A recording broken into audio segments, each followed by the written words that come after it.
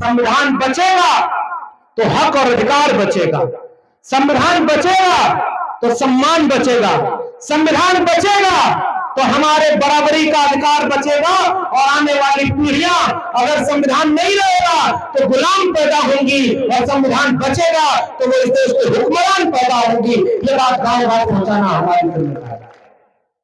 आज आपको चौराहे पर कोई अपमानित करे, आपके लिए पुलिस बनी है, व्यवस्था बनी है, आप जाकर के वहां कानून की लड़ाई लड़ सकते हैं।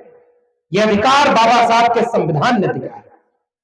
आपको कोई अपमानित करे तब भी उसका न्याय दिलाने का काम बाबा साहब के संविधान के रास्ते हुआ। और आज आपका कोई हक छीने तब भी आप उससे लड़ सकते हैं और अपना हक और अधिकार लड़ करके ले सकते हैं। यह रास्ता लड़ने का भी बाबा साहब के संविधान ने दिया है। गांव-गांव इस बात को पहुंचाना हमारी जिम्मेदारी है। धर्म खतरे में नहीं, उनकी कुर्सी खतरे में है, इसलिए वो आपको धर्म के नाम पर भड़काने आते हैं। आपका इंतजार इस तरह से सफल होगा। और आप सब देखिए, जितने भी वैचारिक लोग यहां आने वाले थे, यहां पहुंचना मुश्किल हो रहा है, लेकिन सुबह में 8 बजे घर से निकला, इलाहाबाद की तरफ गया भी नहीं, दूसरी तरफ रुका था कि वहां से सीधे यहां आने में सुविधा हो जाएगी। फिर भी इतनी मुश्किल के गांव के रास्तों से हम चल करके आए, और हमारे दोनों आपके जिले के, और केवल जिले के ही नहीं, इस सामाजिक न्याय की लड़ाई को बाबा साहब डॉक्टर भीमराव अंबेडकर के, महात्मा ज्योतिबा फूले के, डॉक्टर राम मनोहर लोहिया के, तमाम संतों, गुरुओं, महापुरुषों के विचारों को लेकर के पूरे प्रदेश में जो राजनीतिक वैचारिक लड़ाई लड़ रहे हैं, उन सारे लोगों को भी आपके कार्यक्रम में देखिए आपको सुनने का मौका मिलेगा। आप सब बहुत देर से बैठे हुए हैं, लेकिन मैं चाहूंगा कि अब जितना इंतजार किया है तो थोड़ी देर और आप इसमें उसी धैर्य के साथ सुनिएगा। हो सकता है कुछ इस कार्यक्रम के बाद कुछ नया हो, कुछ वैचारिक हो, कुछ बड़ा हो, ऐसा हो जिसकी समाज को जरूरत है। तो ये कार्यक्रम यहां से खत्म नहीं होगा, ऐसा हो जाए कि आज से ही एक नए मिशन की शुरुआत हो जाए, जो बिरसा फुले अंबेडकर पेरियार के विचारों को गांव-गांव पहुंचाने का काम करे। इसीलिए ये महापुरुषों की तस्वीरें यहां रखी हुई। हम भी आए तो उन्हीं के सामने नतमस्तक हुए। अपने क्षेत्र के सभी वैचारिक सम्मानित लोग आए हैं। मैं चाहता हूं कि सबको एक साथ आप सब ताली बजा के स्वागत कर दें, तो हम अपनी बात को आगे बढ़ें। और हम सब की तरफ से हम फिर से खेद व्यक्त करते हैं कि जिस समय हमें यहां होना चाहिए था, उससे हम बहुत देर से हैं। हमें लगभग 1 बजे 2 बजे के आसपास यहां होना चाहिए, और हम 3-4 बजे पहुंचे। लेकिन आप समझ रहे हैं कि आसपास का माहौल क्या है। बहुत भीड़ है, चारों तरफ रास्ते बंद हैं, और फिर भी हम आपके इस वैचारिक कार्यक्रम में आए।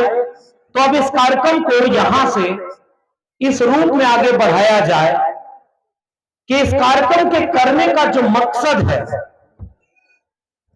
शिक्षा महोत्सव, शिक्षा की अहमियत क्या है, कलम और किताब की अहमियत क्या है, पढ़ाई लिखाई की अहमियत क्या है, यह बात यहां पर रेखांकित हो, और इसके जरिए आखिरी व्यक्ति तक गांव-गांव पहुंचे। कुछ लोग आपको समझाने आएंगे कि धर्म खतरे में है। आप केवल ये समझ लेना, जो लोग ये कहने आए हैं धर्म खतरे में है, जिस भी रूप में धर्म था, उन नेताओं और उनकी राजनीतिक पार्टियों के पहले भी धर्म था, उनके समय भी है, और रहना होगा तो उनके बाद भी रहेगा। धर्म खतरे में नहीं, उनकी कुर्सी खतरे में है, इसलिए वो आपको धर्म के नाम पर भटकाने आते हैं। और भगवान तो जिसको जो मानता है वो माने। बाबा साहब डॉक्टर भीमराव अंबेडकर के संविधान ने इस देश के नागरिकों को यह कह दिया, यह अधिकार दे दिया, जिसको हिंदू बन के मंदिर में जाना है वो मंदिर जाए, जिन मुसलमानों को मस्जिद में इबादत करने जाना है वो वहां जाए, गुरुद्वारे में सिख जाए, बौद्ध विहारों में बौद्ध लोग जाए, जिसको कहीं नहीं जाना है वो कहीं नहीं जाए, जिसको सबको मानना है वो सबको माने। भारत में इसका अधिकार देने का काम बाबा साहब डॉक्टर भीमराव अंबेडकर के संविधान ने दिया है। इसलिए हमारे जैसे लोग सबसे बड़ी ग्रंथ, सबसे बड़ी किताब, सबसे ऊपर अगर किसी को रखते हैं तो भारत के संविधान को रखते हैं, और संविधान को बचाने के लिए आज हम यहां पर संकल्प लेना चाहते हैं। संविधान नहीं था तब भी तो देश था, संविधान नहीं था तब भी लोग थे, गांव था, कस्बा था, खेत था, खलिहान था, नदी नाले पर्वत पहाड़ थे, इंसान भी था। लेकिन जब तक संविधान नहीं था तो पैदा होते ही तय हो जाता था कि किसको शिक्षा मिलेगी और किसको नहीं मिलेगी। पैदा होते ही तय हो जाता था। गांव था, गांव में खटिया थी, खटिया पर कौन बैठेगा और कौन खटिया पर नहीं बैठेगा यह भी तय हो जाता था जब तक संविधान नहीं था। गांव था, लेकिन गांव में सब मुख्य सड़क से चप्पल पहनकर कौन जाएगा, पगड़ी बांधकर कौन जाएगा, यह भी सब पहले से तय हो जाता था कि जैसे ही कौन पैदा हुआ कौन क्या करेगा और क्या नहीं करेगा। मैं कई बार एक बात सोचता हूं और कहता हूं, संविधान नहीं था तब भी इंसान पैदा होते थे, लेकिन जातियों में बांटकर, मजहब में बांटकर, गरीब अमीर के नाम पर बांटकर कुछ इंसानों को बहुत ताकतवर और बाकी इंसानों को जानवर से भी बदतर जीवन जीने का एक समाज में व्यवस्था बनी हुई थी। संविधान आया तो इंसान के रूप में जो पैदा हुआ है वो इंसान और इंसान बराबर होगा, इसलिए भारत के संविधान को हम सबसे बड़ी किताब माना करते हैं। संविधान आया तो अब स्कूल में एडमिशन कराने जाओ, आप जाति देख करके किसी को रोका नहीं जाएगा। संविधान आया तो यह देख कर जो रोका नहीं जाएगा, कोई आपको जाति देख करके अपमानित करे तो आपके लिए पुलिस, कानून, न्यायालय और अधिकार दिया गया है। अधिकार देने का काम करता है बाबा साहब का संविधान, और अधिकार छीनने का काम उन लोगों का था जो हजारों साल से शासन किया करते थे। आज इसलिए हम भारत के संविधान को सबसे ऊपर मानते हैं, उसने इंसान को इंसान के बराबर बना दिया। इसलिए हम यहां खड़े होकर सबसे पहले एक संकल्प लेना चाहते हैं। खटिया थी और खटिया पर सब बराबर नहीं बैठते थे। संविधान आया तो ये तय हो गया कि अगर बैठेंगे तो सबकी खटिया बराबर होगी और सब बराबर बैठेंगे, वरना कोई ऐसी खटिया नहीं चलेगी जो किसी को ऊपर और किसी को नीचे बैठाए, सब बराबर में बैठेंगे। इसका अधिकार देने का काम बाबा साहब के संविधान। इसलिए याद रखना मेरे गांव के लोगों,